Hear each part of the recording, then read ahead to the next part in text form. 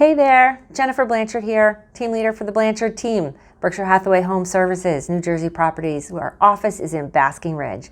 Today I just want to spend a minute or two to talk about the home inspection from a seller's perspective. When the buyer comes through and does their home inspection, even if you have told them that your contract was as is, all New Jersey real estate contracts are as is contracts. That doesn't mean that the buyer can't do an inspection. They can still do an inspection. It doesn't mean that they won't ask you to fix things. They still may ask you to fix things, and you can fall back and say, this was as is.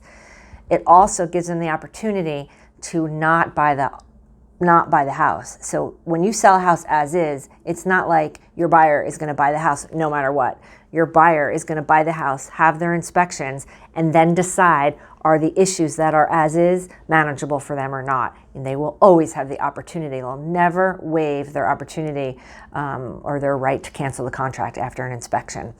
So all that said, odds are we're not selling a house as is. Odds are there's going to be a home inspection, and odds are there are going to be things that you may have to fix. Many, many times sellers are blindsided by what comes up in an inspection.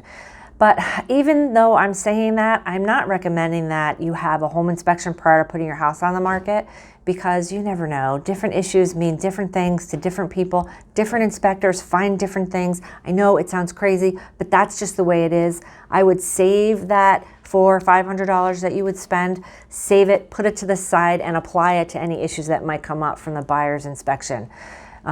So there definitely is a little bit of an additional negotiation once the buyer has their home inspection and presents you with a list of things that they would like for you to take care of.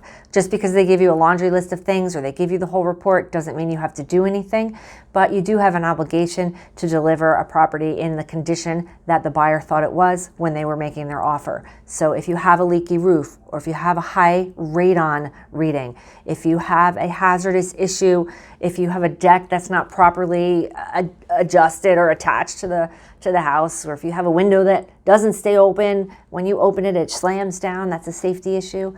You definitely are going to have to fix things that are outright broken, that you represented as being functional. Things that are hazardous, like a high radon level, or maybe a crack in the I forget what it's called, but in the inside of your furnace, sometimes there's a little crack that you have no way of knowing until somebody opens it up and looks at it. You have to fix that.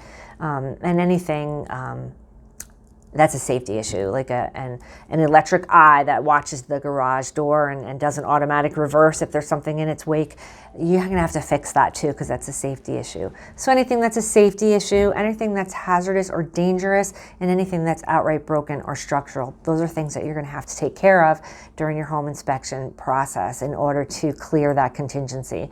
So definitely when you're considering your numbers, make sure that you put a little money to the side so that if you have to do some things after your inspection, you can, or you can provide a credit. If you have any further questions, by all means, give me a call. I'm happy to answer them. And if you visit my website, I have an article up there about 12 common home inspection items that you can take care of before you even put the house on the market.